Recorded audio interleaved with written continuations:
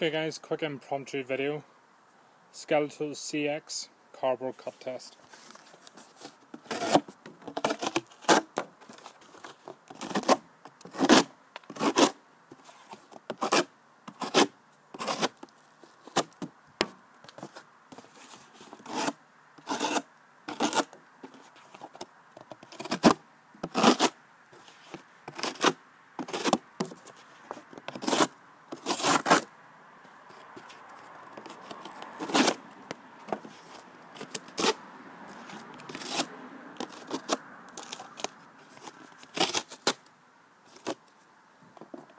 Pretty good.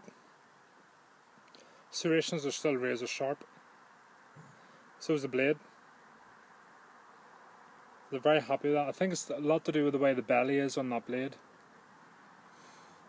That it cuts better and pushes through better. Serrations are still very, very sharp. So is the blade. Look out for the full tabletop review coming up on Heinnie.com and on Haynes YouTube channel. And but so far, cracking option for EDC. Thanks.